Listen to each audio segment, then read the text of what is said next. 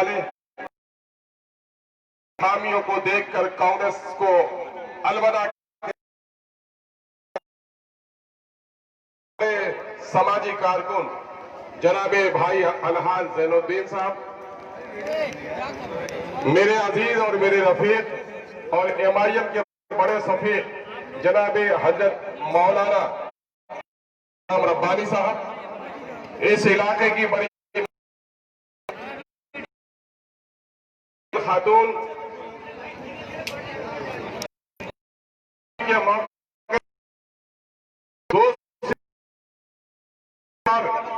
जिन्हें नसीब हो छोड़कर तलवार बनाने वाली बेटी नुज़हत,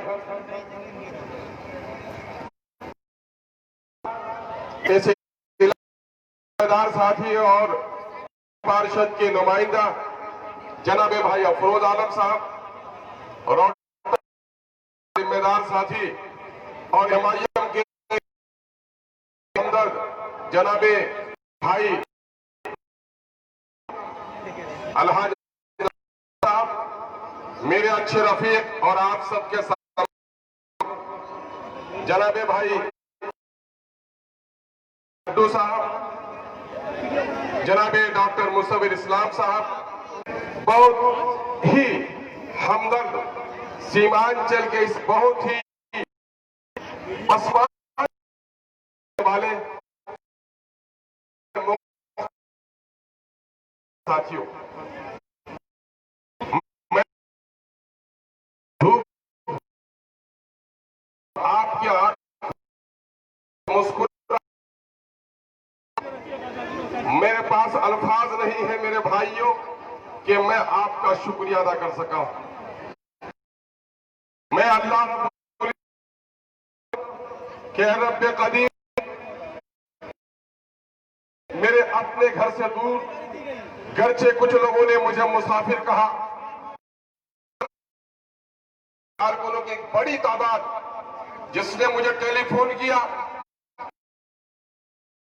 मुझे धमकाया, किसी ने किशनगंज में जाकर हाजिरी दी और मुझको धमकाया, तो ईमान तुमको हम लोगों ने 52,000 वोट दिया है इसलिए नहीं कर देखो, बल्कि हमारे जितने उम्मीदवार खड़े थे यहाँ, चाहे भाई अफरोज साहब हो, अजीज गुलाम रब्बानी साहब, लड्डू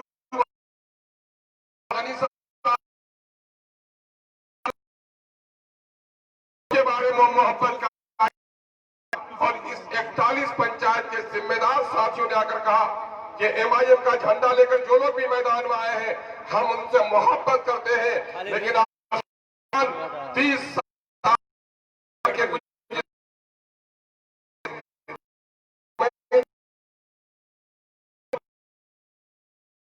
मासूम बच्चों के उदासी हम औरतों के चेहरे पर अपने सोहरों की, अपने बेटों की, अपने भाई,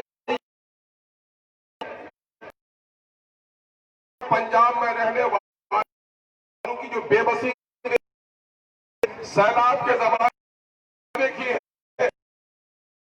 मेले की जो नाकारापन खामोशी देखी है, यहाँ की नदियों के कटाव को हमने देखा है, बेबस और लाचार लोगों को सड़क पर हमने बसते हुए और खबर पाया कि रोजा नमाज तो इबादत है ही, लेकिन मजलूमों को इंसाफ दिलाना और गमगीनों का आंसू पोंछना भी इबादत है। खिदमत करूंगा नौजवानों, समझ लेना अख्तरुल ईमान यहाँ लफ्ज की पैदाइश ही जनाबे तस्लीमुद्दीन साहब की जबान से होती है, और सीमांचल की बेबसी और भाई का आगाज किया है हम जनाबे तस्लीमुद्दीन, और यही वजह है तस्लीमुद्दीन साहब जो मेरे मोहसिन सियासी उस्ताद, और बीच में वो अलग पार्टी में चले गए, मैं बीच में दूसरी पार्टी में चला गया, लेकिन 2015 में जब एमएलए का इलेक्शन लड़ने का हमने फैसला मजलिस से किया तो जनाबे साहब मरहूम जो उस वक्त मेरे सागिर्दों में अव्वली में आगे बढ़ रहा है, इसलिए आप उनका साथ देने के लिए आए हैं। दूसरी पार्टी में भी रहकर के आस्तोलियान के साथ खड़ा हूं। इसी वजह की मजलिस वालों की मस्जिद तोड़ने वालों का कान लाल हो जाए। तालियां ऐसी बजाओ, तालियां ऐसी बजाओ कि नफरत की तीर और नफरत की सौदागरी करने वाले लोग जो एनआरसी की उनका भी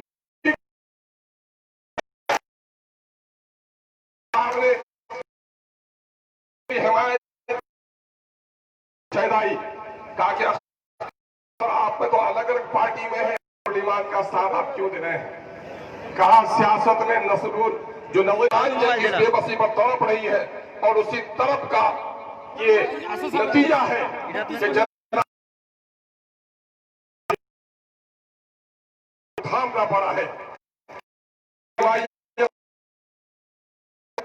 जनाब मुबारकबादी नहीं देता, बल्कि आपको ये भी यकीन दिला रहा हूं कि आपके अब्बा हुजूर ने सीमांचल की बेबसी के खिलाफ जिस लड़ाई का आगाज किया था, आपने जिस दिन सीमांचल की बेबसी के खिलाफ का परचम थामा है, यकीनन है कि मरहूम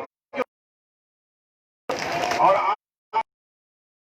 जो किसी जो खबरों ने इस इलाके में सियासत के मामले में को बिरादरीवाद का नारा दिया और बिरादरीवाद का नारा देकर इस इलाके को तबाह बर्बाद। मैं अक्सर गांव और बस्ती के हवाले से कहता दूसरे बस्ती से अगर तुम्हारे आदमी का झगड़ा हो गया, पंचायती की नौबत आई तो सब कह लोगे मछट्टा वाला हम एक हो गए हैं, तो क्या ये सवाल भी नहीं है। लेकिन सच्ची बात है, एमएलए 3 काम। पहला काम यह है कि ये मुल्क, पहला काम एमएलए का असेंबली में जाकर कानून साजी में अपना रोल अदा करे। राजनीति जो नीति निर्धारण हो राज्य को चलाने के लिए, उसमें भागीदार बने। 30 सालों में बोलते हुए मैंने कहा दूसरा मामला एमएलए का जो है, आवाम के टैक्स के पैसे, जूते पे टैक्स, टोपी पे टैक्स, टीका पे टैक्स, कफन पे टैक्स से ऊपर का होता है। वो जब आए तो आम लोगों की सुविधाओं के लिए जो सरकारी इदारे में काम होने हैं, ब्लॉक में बीडीओ के दफ्तर में जाकर देखें कि लोगों का जाति प्रमाण पत्र बना कि नहीं, राशन कार्ड बना कि नहीं, सीओ के यहाँ जाकर देखें दाखिल खारिज हुआ कि नहीं, हॉस्पिटल है कि नहीं, दारों रस्सी तो नहीं लगाई। क्या ये काम मस्तान ने कभी किया? हूं तुम्हारी बस्ती में नाअहल लोग जिन्होंने जाकर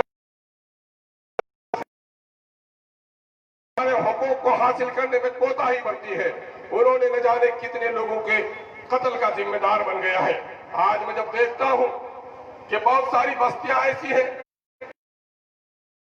एम्बुलेंस नहीं नहीं जा सकती। सैलाब के जमाने में न जाने कितनी बेटियां हमारी पेट में बच्चे को लेकर वक्त पर दवा लेने कातिल है। वो ड्राइवर जो वक्त पर हॉस्पिटल नहीं पहुंचाए वो भी कातिल है। अगर बगैर कत्ल के ड्राइवर और डॉक्टर कातिल बन सकता है, सड़क और पुल पुलिया बनानी थी और उन्होंने सड़क पुल पुलिया नहीं बनाया, की वजह से अगर कोई तड़प पर शख्स है जिसने एक लंबी नुमाइंदगी की। मेरे भाइयों, नागारापन तो आपके साथ, लेकिन इनकी पार्टी का क्या हाल है? बहुत सारे लोगों ने कहा मजबूरी थी। पार्टी कौन सी? अरे लड़का और खानदान दो बात होती है के बारे में तस्करा सुनी। कांग्रेस के लोग, बीजेपी के लोग दीवार लगा रहे हैं ईंट की, लेकिन लगा रहे हैं तो ये पार्टी कैसे हो सकती है जो खिलाफ जो अमल हो रहा साथ दे रहे हैं। मेरे भाइयों, गुजरात का दंगा आपको याद है, आज से 18 साल पहले गुजरात में जो कुछ मोदी के राज में हुआ हम कभी फरामोश नहीं कर सकते। गुजरात में माँ के सामने में उसकी बेटी, बाप के सामने में उसकी बेटी, भाई के सामने में उसकी मना में इजाफा है। अगर कोई ऐरा गैरा टिकट लेकर आता तो शायद गुनहगार नहीं होता। मस्जिद के मीनारों के एहतराम की बात करता है।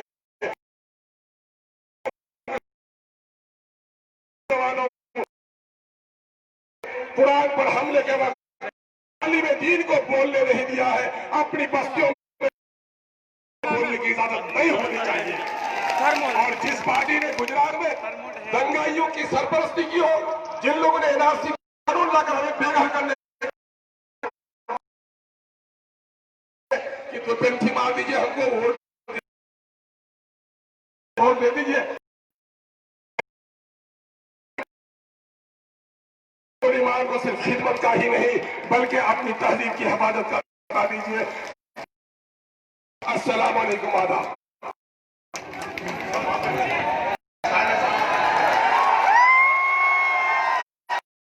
देखो कौन आया, देखो देखो कौन आया, देखो देखो कौन आया।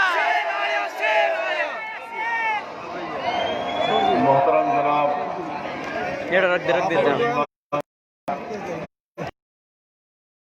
सदर बिहार प्रदेश मजलिस इत्तेहाद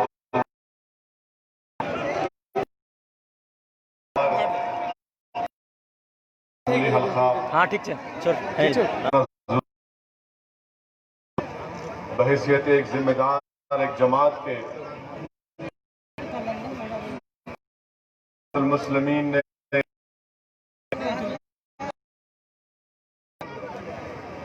मुख्तलिफ असम्बली हल्के जात से अपने उम्मीदवारों को नामजद किया, उनको टिकट दिया। ये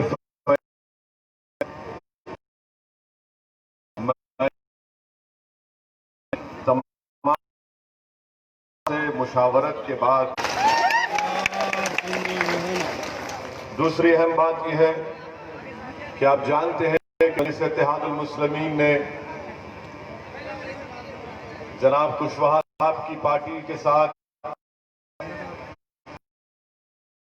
साथ देवेंद्र यादव साहब की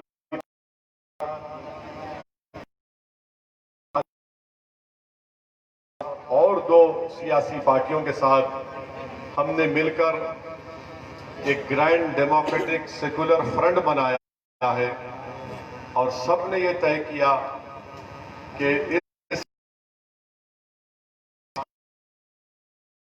उपेंद्र कुशवाहा साहब रहेंगे और उसके बल्कि लड़ाई को लड़ते रहेंगे। और हम आपसे वादा कर रहे हैं कि मैंने आज उपेंद्र कुशवाहा साहब से बात भी की और उनसे ये कहा कि आपने जो इलेक्शन मैनिफेस्टो जारी किया को भी शामिल कर लिया जाए। मेरे दिल से हमेशा दुआ निकलती, ये मैं कोई सियासी मकसद के लिए नहीं कहता।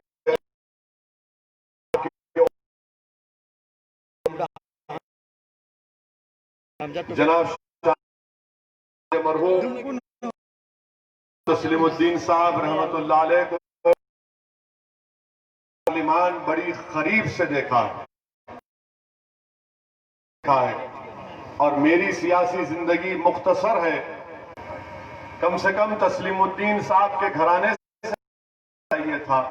सीमांचल में आज भी लोग सीमांचल के गांधी के नाम से जानते हैं।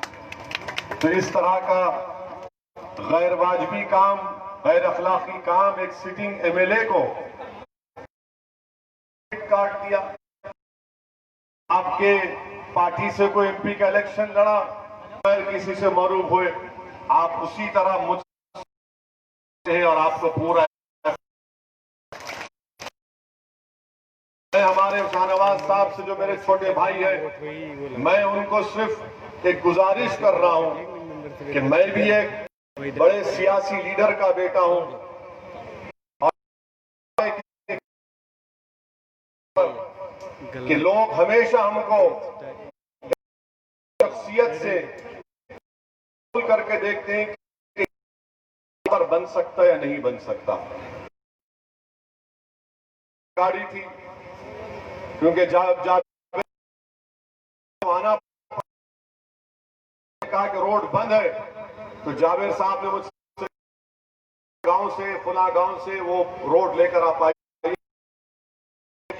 वहां पर पहुंचे और हमारे मजलिस के जिम्मेदारों के साथ हमने घर के और उन लाशों को निकाला जो बहुत वक्त का हो के सामने हम ठहर गए, पूरे जिम्मेदार ठहर गए, एहतजाज हुआ। तो मैं रात में जब वापिस आ रहा था के लिए, गाड़ी के लिए, ये एक ज़ईफ शख्स ने मुझे, मैं उनको कभी जिंदगी में मुलाकात भी नहीं किया, ना किसी से आप किसी से नसीहत मिल, आपको उसको कबूल करना चाहिए और कि उस नसीहत दिल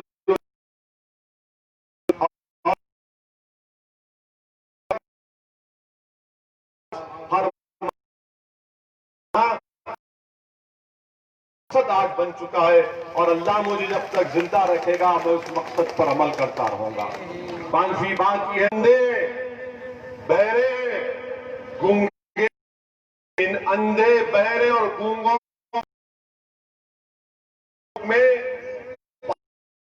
आवाज उठेगी जो सीमांचल के तड़पते हुए नौजवानों के दिलों में जो आवाज है, जो हमारी मां और बहनों के दिलों में, जो हमारे बुजुर्गों में जो आंसू हैं, उसकी तर्जुमानी करने का काम उम्मीदवार कर रहा है। पटना में इनकलाब आएगा, पटना में सीमांचल का जलजला आएगा, पटना की कुर्सी पर जो कुछ घर में पानी आया है, तमाम घर का सामान है, तो हमारे चीफ मिनिस्टर का पैसा देना पड़ेगा। छोटों का गुफ्तगू नहीं, पैसा देना पड़ेगा। बोले आप जाइए, सुबह तक ऐलान करूंगा। चीफ मिनिस्टर ने ऐलान किया कि एक एक घर जिसमें पानी आया उनको एक घर को 10,000 रुपये